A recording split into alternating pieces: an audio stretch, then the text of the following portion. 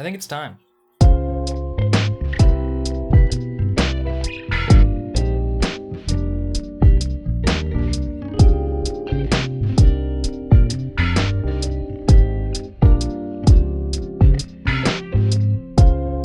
What's up, guys? Welcome back to another episode of Jeffish. I'm Jeff. Let's talk about fish. So today, it's time to work on this beautiful aquarium behind me. As you can see, the light is looking awesome. It's this.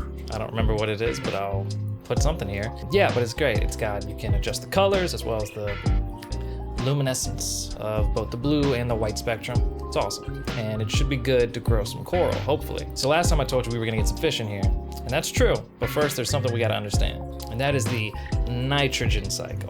It's very important and crucial for the health of your fish, the stability of your tank, and yeah, you should know it.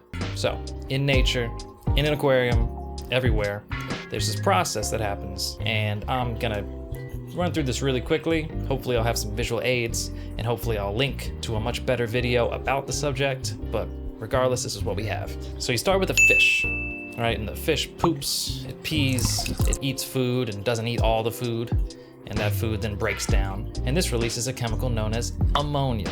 Ammonia is poisonous to fish, and we don't like it, so we want to keep it out of our aquariums. So what happens is, beneficial bacteria that live in the ecosystem, they break it down, they eat it, and they poop it out as something known as nitrite. Now, nitrite is also poisonous to fish. We don't want that in there either. So that nitrite is then broken down again by other beneficial bacteria into something known as nitrate.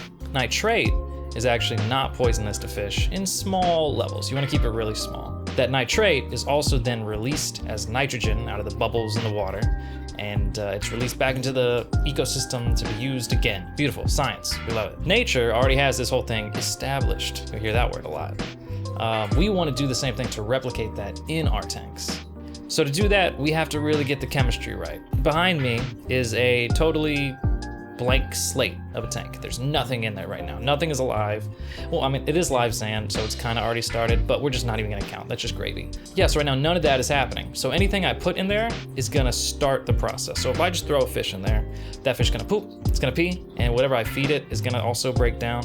And then we're gonna have the ammonia start to happen. That's fine, that's what we want. But in order to do that safely for the fish and for the life of the tank, what we're gonna do is we're gonna introduce a culture of live beneficial bacteria.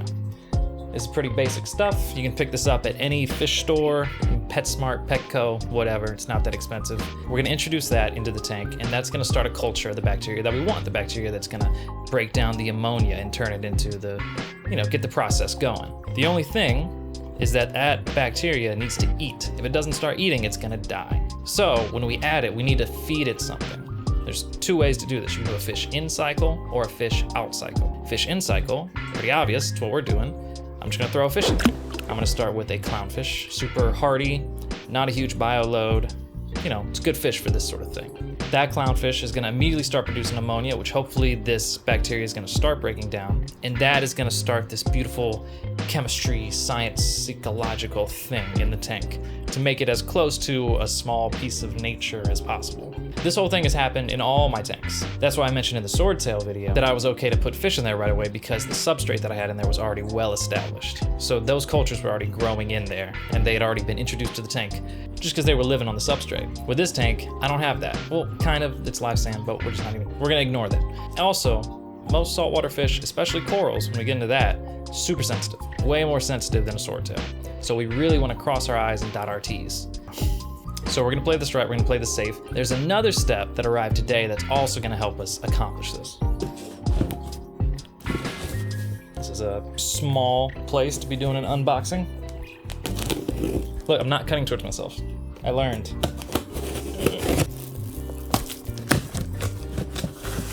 I'm just gonna open it down here. I got it open. Toss this. There we go, we did it. A master test kit. This is the saltwater version. I have the freshwater version already, but I had to get a saltwater version. And so this is gonna allow us to test for ammonia levels when we first introduce the fish to make sure they're not getting, you want none, obviously. So to make sure they're being broken down fast enough and we don't endanger the fish. Also nitrite levels, we want that at 0, obviously, because that's also poisonous to fish. And nitrate levels, we want below a certain amount. So this is gonna allow us to monitor things in real time before the fish start showing shines, before they negatively impact the fish, because we don't want to put the fish in danger at all. We want to make sure everything is safe. So when I started this process, I'm gonna be testing every day just to make sure that we're staying safe and that everything's going the way it should be. Once the tank has been established and cycled and all this stuff is kind of working the way it's supposed to, you don't have to test like that. Maybe just if you do a big water change or add a lot of fish, you know, whenever something changes. But for the most part, you do this in the beginning to set yourself up for success so that when this tank is established and it looks great, we don't have to worry about any of this anymore. So that's enough of that. Let's throw some bacteria in and let's go pick out a fish.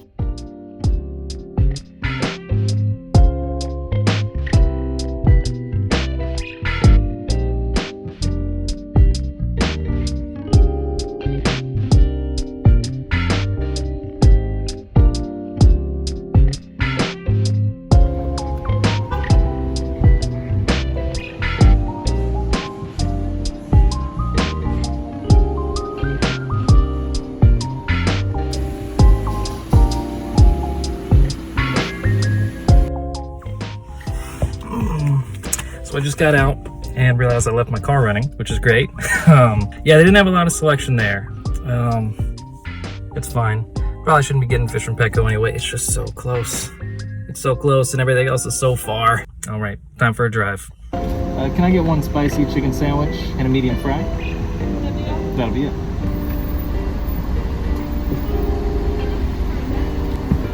Thank you.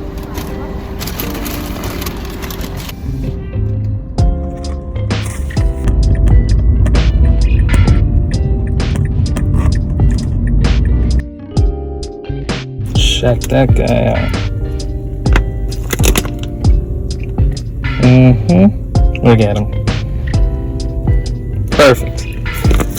Let's get him back.